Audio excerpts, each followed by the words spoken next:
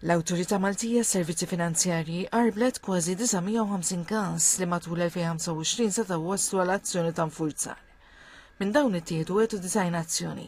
Kienu posti penali amministrattivi flimkien ammontaw għal aktar minn 570,000 euro. Il-parti kbira tal-azzjonijiet 63 jew 7 minn kull 10 każi kienu marbuta ma' dokumenti regolatorji li ġew sottomessi tard jew ma ġewx sottomessi. 25 minn dawn il-każi nagħlqu biftehim. Il-kap ta' supervizjoni tal-MFSA Dr. Christopher Buttigieg qal li l-preżenza ta' regolatur fis-suq żdiedet b'mod sostanzjali. 2020 konna nagħmlu dak iż-żmien around 400 supervisory engagement.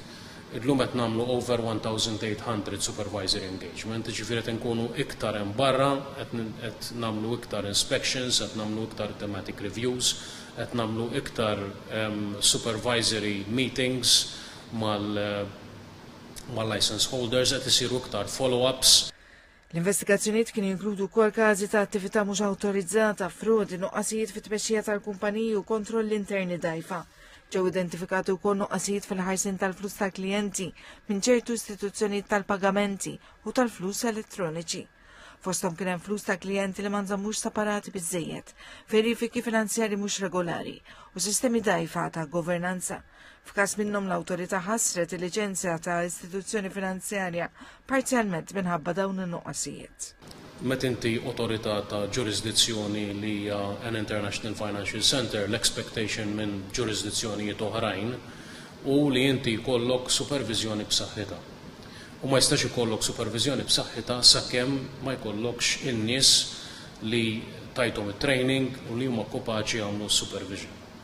Allura bekk sar ħafna investiment biex nimpjegaw iktar nies u ntuhom it-training ħajkunu kapaċi jagħmlu supervizjoni. Parallel ma' dan, l-awtorità qed teżamina kif tista' tuża l-intelligenza artifiċjali fost oħrajn biex tivverifika parti mill-informazzjoni dwar kumpaniji u dwar persuni li applikaw għal liċenzja.